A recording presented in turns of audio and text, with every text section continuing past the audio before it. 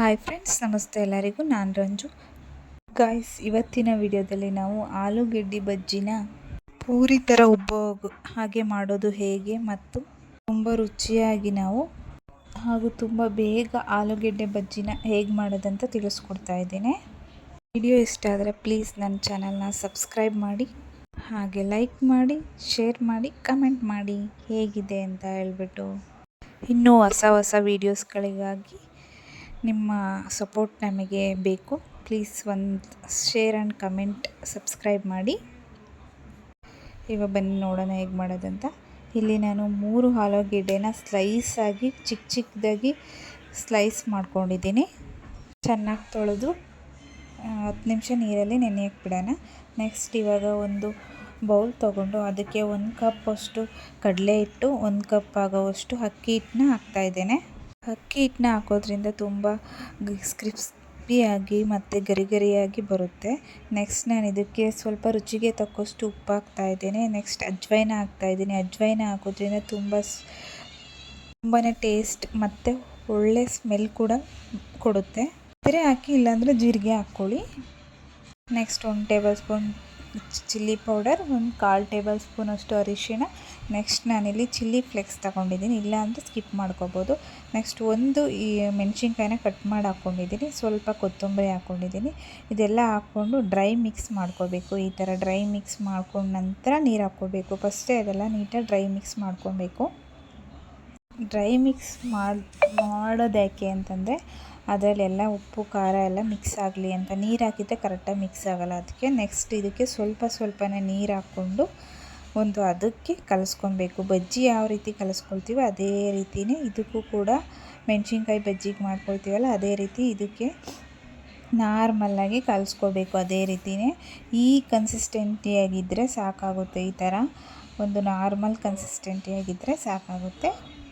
ತುಂಬಾ ಈಸಿಯಾಗಿ ಆಲೂಗೆಡ್ಡೆ ಬಜ್ಜಿನ ಮಾಡ್ಬೋದು. ಒಂದ್ಸಲ ನೀವು ಕೂಡ ಟ್ರೈ ಮಾಡಿ ಆಲೂಗೆಡ್ಡೆ ಬಜ್ಜಿನ. ಈ ರೀತಿ ಆದರೆ ಸಾಕಾಗುತ್ತೆ. ಇಷ್ಟು ಕನ್ಸಿಸ್ಟೆನ್ಸಿ ಇದ್ದರೆ ಸಾಕಾಗುತ್ತೆ. ನೋಡ್ತಾ ಇದ್ದೀರಾ ಅಲ್ವಾ? ಈ ಥರ ಇಷ್ಟು ತೆಳ್ಳಗೂ ಅಲ್ಲ, ಈ ಕಡೆ ಗಟ್ಟಿಗೂ ಅಲ್ಲ, ಈ ರೀತಿ ಕನ್ಸಿಸ್ಟೆನ್ಸಿಯಾಗಿರಬೇಕು. ಬಜ್ಜಿ ಮಾಡೋಕ್ಕೆ ಮನೇಲಿ ಯೂಸ್ ಮಾಡ್ತಿರಲ್ಲ ಅದೇ ಥರ ಸೇಮು. ನೆಕ್ಸ್ಟ್ ನಾವಿವಾಗ ಆಲೂಗೆಡ್ಡೆ ಕಟ್ ಮಾಡಿ ಇಟ್ಕೊಂಡಿರೋ ಆಲೂಗೆಡ್ಡೆಯಲ್ಲಿ ನೀರು ಹಾಕ್ಬಿಟ್ಟು ಒಂದು ಸ್ವಲ್ಪ 10 ನಿಮಿಷ ನೆನೆಯೋಕೆ ಇಟ್ಟಿದ್ದೆ. ನೆಕ್ಸ್ಟ್ ಇದನ್ನು ಒಂದು ಪ್ಲೇಟಲ್ಲಿ ಎಲ್ಲ ಸ್ಪ್ರೆಡ್ ಮಾಡ್ತಾಯಿದ್ದೀನಿ. ಒಂದು ಸ್ವಲ್ಪ ನೀರಿರುತ್ತಲ್ಲ ಅದೆಲ್ಲ ಹೋಗಲಿ ಅಂತ ಹೇಳ್ಬಿಟ್ಟು.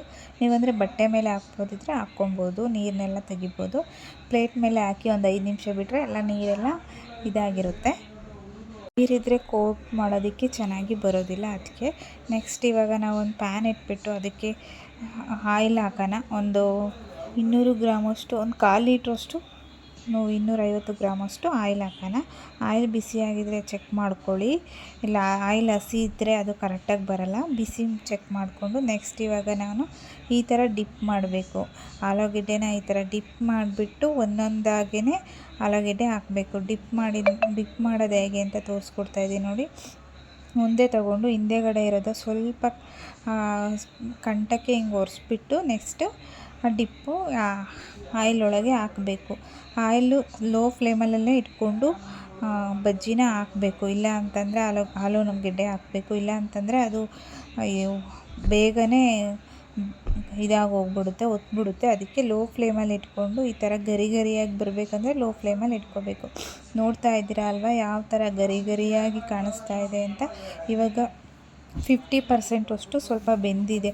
ಇದು ಇನ್ನೂ ಚೆನ್ನಾಗಿ ಬೇಯಬೇಕು. ಇದೇ ಥರ ಬೆಂದಮೇಲೆ ನೆಕ್ಸ್ಟ್ ಅದನ್ನು ತೆಗಿಬೇಕು. ಈಗ ಒಂದು ಸ್ವಲ್ಪ ಹೈ ಫ್ಲೇಮಲ್ಲಿ ಮಾಡ್ಕೋಬೇಕು. ಅರ್ಧ ಬೆಂದ ನಂತರ ಹೈ ಫ್ಲೇಮ್ ಮಾಡಿಕೊಂಡು ಇದು ಮಾಡಬೇಕು. ಇವಾಗ ನೋಡ್ತಾ ಇದ್ದೀರಾ ಹೈ ಫ್ಲೇಮಲ್ಲಿ ಇಟ್ಟಿರೋದ್ರಿಂದ ಸ್ವಲ್ಪ ಬ್ರೌನಿಷ್ ಕಲರ್ ಆಗ್ತಾಯಿದೆ ಬಜ್ಜಿ. ಈ ಥರ ಆದಮೇಲೆ ಅದನ್ನು ತೆಗಿಬೇಕು. ಅಲ್ಲಿ ಫಸ್ಟೇ ತೆಗೆದ್ರೆ ಅದೇನು ಬೆಂದಿರಲ್ಲ, ಹಸಿಯಾಗಿರುತ್ತೆ ಹಿಟ್ಟೆಲ್ಲ. ನೋಡ್ತಾ ಇದ್ದೀರಲ್ವಾ? ಹೀಗೆ ಮಾಡೋದು ಅಷ್ಟೇ. ಇವತ್ತಿನ ರೆಸಿಪಿ ಇಷ್ಟ ಆದರೆ ಪ್ಲೀಸ್